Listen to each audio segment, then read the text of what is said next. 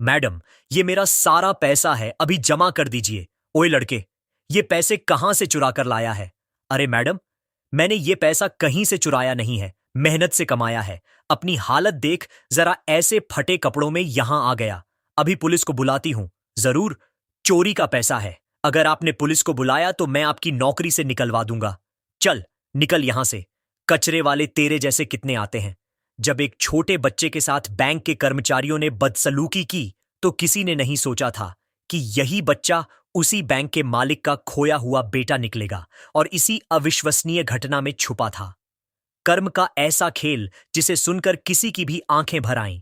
दादी मां की आंखों में आंसू थे जब वे 10 साल के अंकित को गले लगाए बैठी थीं और बच्चा रोते हुए कह रहा था कि वह अब कभी बैंक नहीं जाएगा। दादी, वे लोग मुझे फिर मारेंगे। यह सुनकर दादी मां का दिल टूट गया, क्योंकि वे समझ नहीं पा रही थीं कि एक मासूम बच्चे के साथ कोई ऐसा कैसे कर सकता है। बैंक में जो कुछ हुआ था वह उनकी सोच से कहीं ज्यादा बुरा था।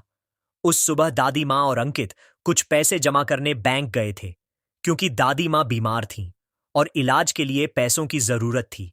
अंकित दादी मां के साथ काउंटर के पास खड़ा था।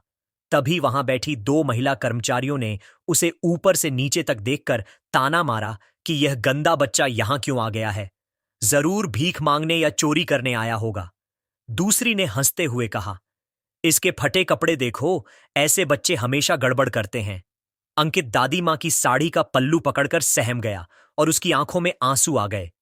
उसने पूछा, दादी, ये लोग मुझसे नाराज क्यों हैं? मैंने क्या किया? तभी गार्ड भी आ गया और उसे धमकाते हुए बोला, यहां क्यों आया है? इतने पैसे कहां से लाया है? अंकित डरकर दादी मां के पीछे छिप गया और बोला, मैं घर जाना चाहता हूं। एक कर्मचारी ने उसके कपड़ों की तरफ इशारा कर कहा, जरूर किसी के घर से चुरा कर लाया है। इसकी जांच होनी चाहिए। गार्ड ने उसे धक्का दिया और कहा, यहां अमीर लोग आते हैं, तेरे जैसे गरीब बच्चों की यहां जगह नहीं। पूरा बैंक देख रहा था, लेकिन किसी ने आवाज नहीं उठाई।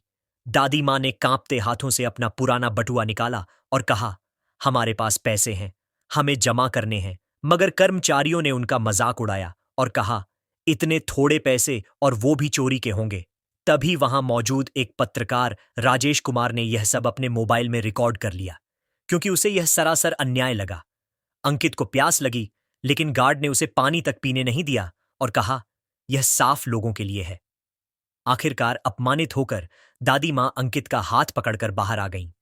बाहर राजेश ने उनसे बात की और शाम को उनके घर जाकर पूरी कहानी सुनी। दादी मां ने बताया कि 8 साल पहले उन्हें यह बच्चा बस अड्डे पर रोता मिला था। उन्होंने पुलिस में सूचना दी, लेकिन कोई नहीं आया और तब से उन्होंने इसे अपने बच्चे की तरह पाला। राजेश ने यह पूरी कहानी वीडियो के रूप में लोगों तक पहुंचाई और देखते ही देखते यह मामला पूरे देश में फैल गया। लोग बैंक की निंदा करने लगे। इसी बीच विदेश में बैठे बैंक मालिक संजय मेहता ने जब यह वीडियो देखा तो उनके पैरों तले जमीन खिसक गई, क्योंकि दादी मां की बताई तारीख और जगह वही थी जहां उनका बेटा खोया था। उन्होंने तुरंत अपने मैनेजर सुरेश को दादी मां के घर भेजा और उन्हें अस्पताल पहुंचाया। दादी मां का ऑपरेशन हुआ और डीएनए जांच में यह साबित हो गया कि अंकित ही उनका खोया हुआ बेटा है। सालों बाद पिता और बेटे का मिलन हुआ।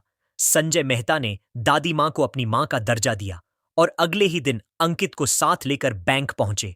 वहीं कर्मचारी कांप उठे जब अंकित ने काउंटर पर ढेर सारा पैसा रख दिया और कहा, अब इसे जमा कीजिए। तभी संजय मेहता सामने आए और सबको बताया कि यही बच्चा उनका बेटा है और जिन्होंने इसके साथ बदसलूकी की है वे अब इस बैंक में काम नहीं करेंगे। उस दिन पूरे बैंक ने सीख ली कि इंसान की पहचान कपड़ों से नहीं उसके संस्कारों से होती है, और दादी मां की ममता ने साबित कर दिया कि खून का रिश्ता ही सबसे बड़ा नहीं होता। कहानी यहीं खत्म नहीं होती, बल्कि एक सवाल छोड़ जाती है कि अगर उस दिन यह बच्चा अमीर का बेटा न होता तो क्या उसे इंसाफ मिलता।